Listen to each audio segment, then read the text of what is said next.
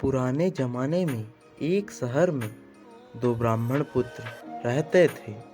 एक गरीब था तो दूसरा अमीर। दोनों पड़ोसी थे। गरीब ब्राह्मण की पत्नी उसे रोज ताने देती और झगड़ती। एक दिन ग्यारस के दिन गरीब ब्राह्मण पुत्र झगड़ों से तंग आ जंगल की ओर चल पड़ता है, ये सोचकर कि जंगल में शेर या कोई मांसाहारी जीव उसे मारकर खा जाएगा। उस जीव का पेट भर जाएगा और मरने से वो रोज की झिकझिक से मुक्त हो जाएगा। जंगल में जाते उसे एक गुफा नजर आती है। वो गुफा की तरफ जाता है।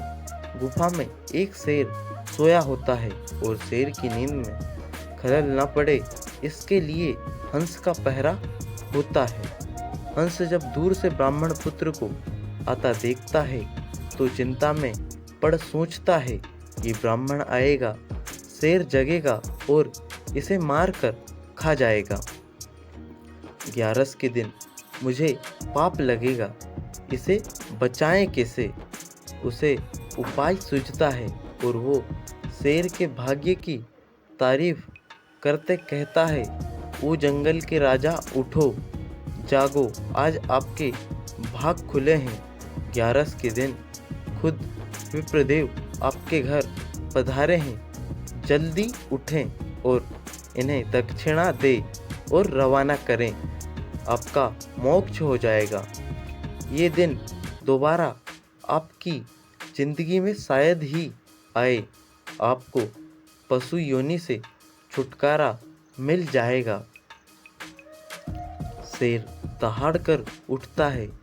हंस की बात उसे सही लगती है और पूर्व में शिकार मनुष्यों के गहने वो ब्राह्मण के पैरों में रख शीश नवाता है, जीभ से उनके पैर चाटता है।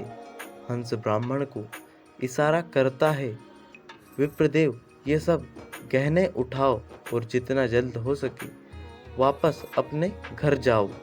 ये सिंह है, कब मन बदल जाए। ब्राह्मण बात समझता है, घर लौट जाता है। पड़ोसी अमीर ब्राह्मण की पत्नी को जब सब पता चलता है तो वो भी अपने पति को जबरदस्ती अगली ग्यारस को जंगल में उसी शेर की गुफा की ओर भेजती है। अब शेर का पहरेदार बदल जाता है। नया पहरेदार होता है कौवा। जैसे कौवे की प्रवृत्ति होती है वो सोचता है, बढ़िया है, ब्राह्मण आया, शेर को जगाऊं। शेर की नींद में खलल पड़ेगी, गुस्साएगा, ब्राह्मण को मारेगा तो कुछ मेरे भी हाथ लगेगा, मेरा पेट भी भर जाएगा।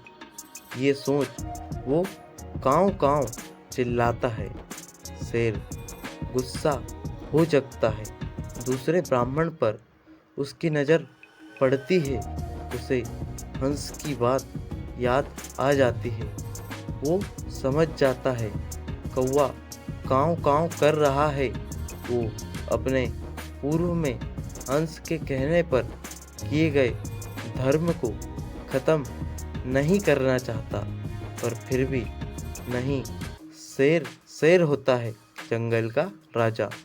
वो दहाड़ कर ब्राह्मण को कहता है, हंस उड़ सरवर गए और अब काग भय प्रधान थे, तो विप्र थारे घरे जाओ, मैं किनाइनी जजमान। अर्थात हंस जो अच्छी सोच वाले, अच्छी मनोवृत्ति वाले थे, उड़ के सरोवर यानी तालाब को चले गए हैं और अब कौवा प्रधान पहरेदार है जो मुझे तुम्हें मारने के लिए उकसा रहा है। मेरी बुद्धि घूमे उससे पहले ही हे ब्राह्मण यहाँ से चले जाओ।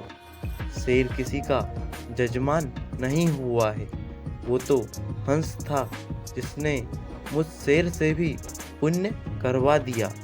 दूसरा ब्राह्मण सारी बात समझ जाता है और डर के मारे तुरंत प्राण बचाकर अपने घर की ओर भाग जाता है।